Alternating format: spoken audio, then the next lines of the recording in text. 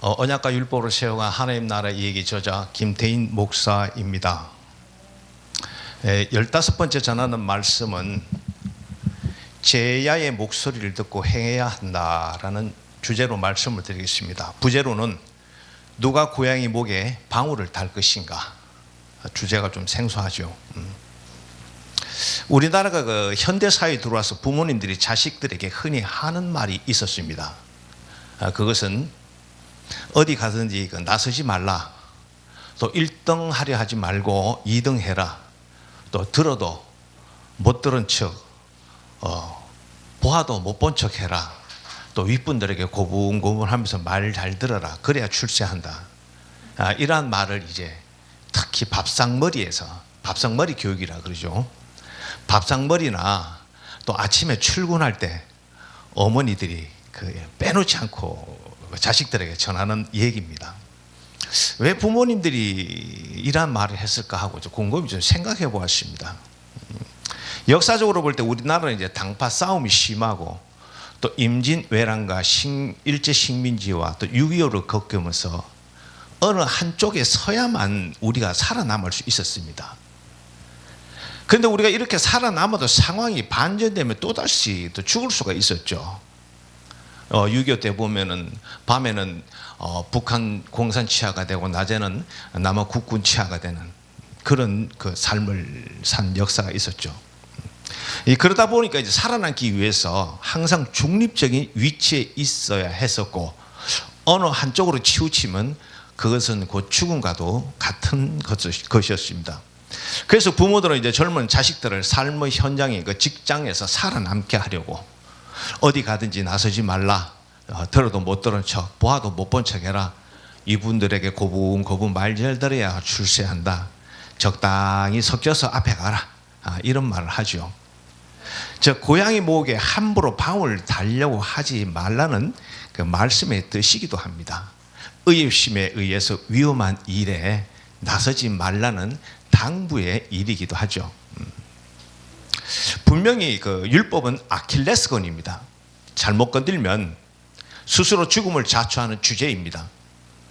그렇다고 진리와 복음을 마냥 방치하고 잘못된 신학과 신앙에 맡길 수만은 없는 일입니다.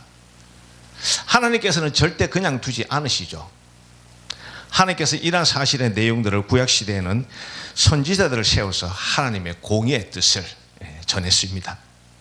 즉 타락한 권력인 왕과 제사장과 장로들에게 선지자들의 목숨을 담보로 해서 그들의 불의 앞에 맞서게 했다는 것입니다.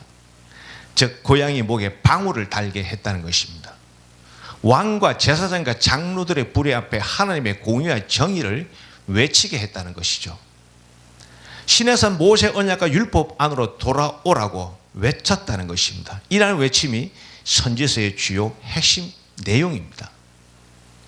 그럼 이 시대의 서구 교회와 한국 교회가 무너지고 있는 영적 현실에서 볼 때 또 언약과 율법의 역사와 하나님의 구속의 역사가 왜곡되고 있는 이러한 영적 현실에서 볼 때 이 왜곡된 역사를 바로잡기 위해 하나님께서는 누구를 사용하시느냐 하는 것입니다. 불의를 일삼는 기독권자들에 앞서서 하나님의 공의와 정의를 외치도록 누구를 세우느냐 하는 것입니다. 바로 저와 여러분을 세웁니다. 저와 여러분이 고양이 목에 방울을 달아야 합니다. 그렇게 해야 제야의 목소리를 듣게 해야 합니다. 이라는 의미에서 오늘 말씀이 전해지겠습니다. 말씀을 먼저 좀 보겠습니다. 마태복음 3장 1절에서 3절 말씀입니다. 제가 봉독해 드립니다. 그때에 세례 요한이 이르러 유대 광야에서 전파하여 말하되 회개하라 천국이 가까웠느라 하였으니 이는 선지자 이사야를 통하여 말씀하신 자라 일렀으되 광야에 외치는 자의 소리가 있어 이르되 너희는 주의 길을 준비하라 그가 오실 길을 곧게 하라 하였느니라. 우리가 복음서에서 보통 회개하라 천국이 가까우니라 하게 되면 그냥 우리가 육신이 죄진 것을 회개하라는 것으로 이해를 합니다. 복음서에서 얘기하는 회개하라 천국이 가까웠다는 이 정확한 해석은 예수님께서 십자가에서 구전율법을 폐하고 신에서 모세 언약과 율법을 회복하기 위해서 왔는데 그 신에서 모세 언약과 율법을 파기한 그 죄를 회개하라. 이 회개가 정확한 회개의 의미이고 천국에 가까웠다는 것은 신에서 모세 언약과의 율법, 하나님의 법의 통치가 가까이 왔다는 이해와 해석입니다.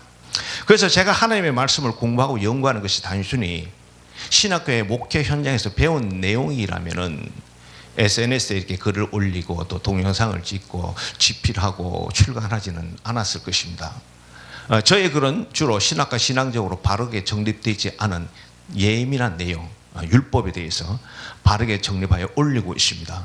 또 기회가 되면은 또 예언과 또 믿음과 순종의 본질이랄까, 또 하나님의 구속사와 고대 근동의 신들의 관계, 고대 근동 신들의 관계를, 하나님과의 관계를 모르면 오경은 이해하기 힘든 내용입니다. 그저 그냥 모형론에 의해서 예수 그리스도 이야기하기 밖에 되지 않습니다. 그리고 또 이제 지금 또 제가 집필하고 있는 것이 여호와 하나님의 현실 정체에 대해서 구약과 신약의 예를 들어서 또 글을 쓰고 있습니다. 그래서 정치는 법으로 하므로 하기 때문에 하나님의 율법과 또 대한민국의 법률은 밀접한 관계가 있습니다. 사실 이러한 내용들은 또 교수님들과 또 목회자와 신학생들에게 구약과 신약을 이해하는데 또 이해하고 주의하는데 매우 중요한 자료가 되어줄 것으로 생각합니다. 그래서 제가 하고자 하는 말은 이것입니다. 문서 사역을 하면서 배운 것이 있는데 나와 같은 자들을 아웃사이드, 제야의 학자라고 부르고 있더군요. 그 단어의 의미대로 신학교와 구약과 신학학회에 속해 있지 않은 제도권 밖의 학자라는 뜻입니다. 박사, 석사, 학사 학위가 없으면서 하나님의 말씀을 대언하는 무명의 목사라는 뜻입니다. 그렇다면 이를 구약과 신약에서 우리가 한번 비교해 보겠습니다. 구약에서 제도권 안에 있는 박사 교수들은 대제사장, 제사장, 율법사, 장로들이 될 것입니다. 왕도 포함되겠죠. 이들은 성전 안에서 안락한 생활하면서 하나님을 섬기는 자들입니다. 구약에서 제야학자 아웃사이더는 누구일까요? 잘 알다시피 이들은 선지자, 예언자들입니다. 대부분 선지자들이 하나님의 말씀을 대언했습니다. 저 우상 숭배하고 있는 패역한 이스라엘 백성들에게 하나님께로 돌아오라고 신랑을 버리고 떠난 신부에게 신랑이 여호와 하나님께로 돌아오고 외친 자들입니다. 언약과 율법을 파괴하고 하나님을 떠난 이스라엘 백성들에게 하나님과 언약과 율법 안으로 돌아오고 외쳤습니다. 그런데 그들의 삶은 외롭고 힘든 고난의 사역이었습니다. 그럼 신약에서 제도권 안에 있었던 박사 교수들은 누구입니까? 구약과 별반 다르지 않죠. 대제사장, 제사장, 서기관, 율법사, 또 바리새인들, 각종 종파에 속해 있는 지도자들이죠. 신약에서는 제야 아웃사이드 학자는 누구입니까? 세례 요한, 예수님과 또 예수님의 12제자, 또 바울과 같은 사람, 또 예수님 사후에 생겨났던 많은 제자들이겠죠. 그럼 현대 기독교에서 제도권 안에 있는 자들은 누구죠? 박사 교수입니다. 그들은 신학교 총장, 신대 원자 학장이죠. 그런데 교단과 노회에 있는 또 목회자들이 또 되겠죠. 그럼 현대 기독교에서 제야 아웃사이더 학자는, 목사는 누구가 되겠습니까? 저는 여기에 속합니다. 아웃사이더. 하나님만 아시고 처처에 세워놓으신 학자와 목회자들이 있습니다. 이들은 하나님의 말씀을 세상과 주의 백성들을 향해 대언하고 있습니다. 그렇다면 이스라엘의 역사에서 보겠습니다. 하나님께서는 아웃사이더 제야 학자들에게 절대 먼저 말씀을 안 줍니다. 항상 인사이드와 제도권에 있는 대제사장, 제사장, 왕에게 먼저 말씀을 주신다는 것입니다. 그런데 문제는 이들이 하나님의 말씀에 무반응하고 듣지 않는다는 것이죠. 즉 율법을 지키지 않고 율법을 파괴하고 죄를 짓는다는 것입니다. 그러니 하나님께서는 제야의 선지자를 세워 하나님의 뜻을, 하나님의 공의와 정의를 대언하게 하신다는 것입니다. 그리고 이스라엘의 역사에서 그들이 선지자 예수 그리스도 12 사도 바울의 그 말을 들었는가요? 듣지 않았죠. 하나님의 말씀에 귀 기울이고 귀를 막았던 자들인데 어찌 제야의 선지자의 말을 듣겠느냐 하는 것입니다. 그들은 철저히 배교의 삶을 살았던 자들입니다. 현재 개혁교회와 기독교를 한번 보시기 바랍니다. 수많은 박사와 교수와 목사와 성도들이 하나님 외에 다른 신인 만몬신을 섬기고 있습니다. 음행하지 말라 했는데 얼마나 많은 교수와 목사들이 매스컴을 음행을 그런 죄악들이 드러나고 있습니다. 저도 여기에 속합니다. 지속적으로 회개해야 할 일입니다. 성도들이라고 별발을 두랍니까? 그 나물의 그 밥입니다. 기독교가 개혁교회가 그 정도로 타락해 있다는 것이죠.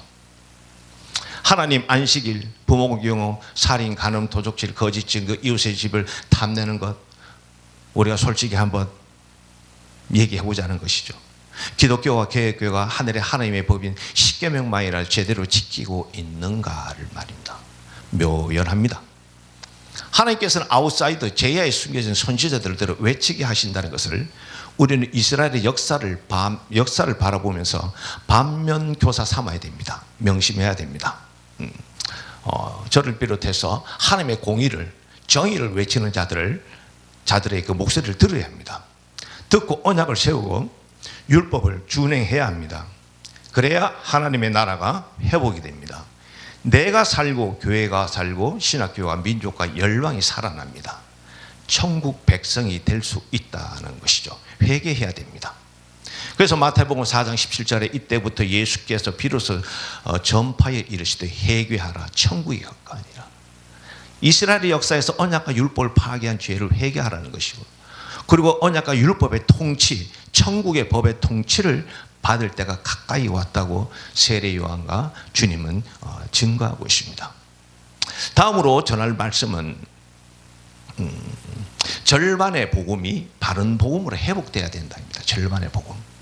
아니, 경거망동하게 반쪽 복음, 절반의 복음이 무엇이고 바른 복음이 무엇이냐고 반문할 수 있습니다.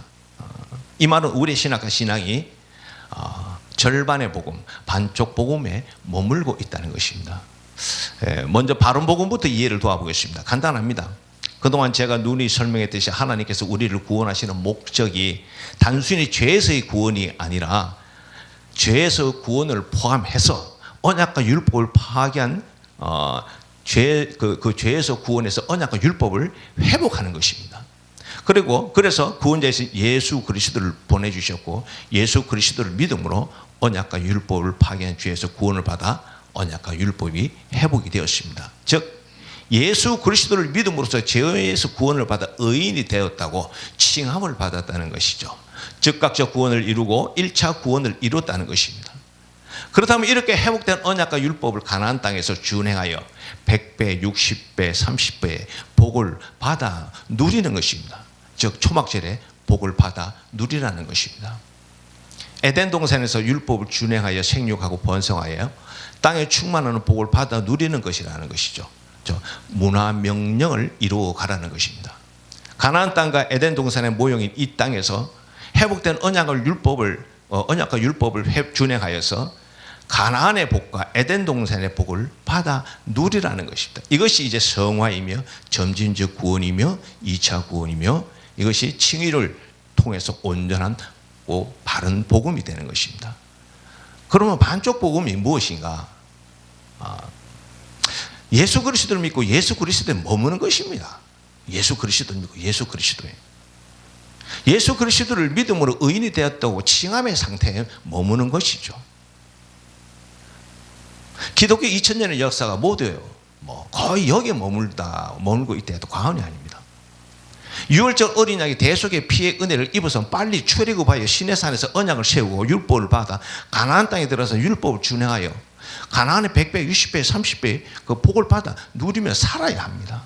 그런데 어처구니 없게도 오직 예수, 오직 예수, 오직 어린 양만을 외치면서 허리에 끈을 묶고 급하게 쓴 눈물과 무교봉을 먹으면서 그 자리에서 뛰고만 있다는 거예요.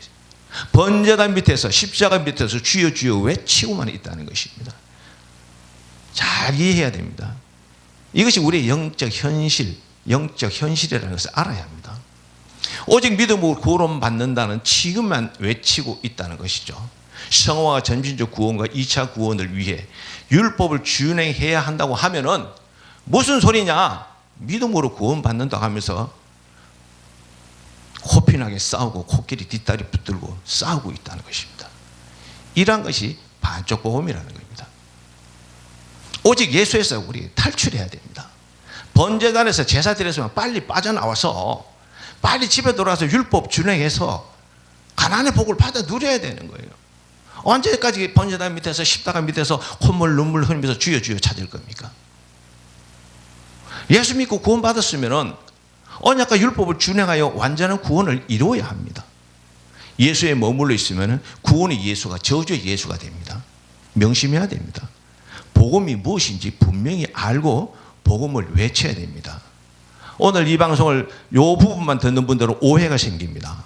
제 얘기를 첫 번 1회 방송부터 들으면 이해가 됩니다. 요 방송만 듣고 오해가 없으시기를 당부를 드립니다.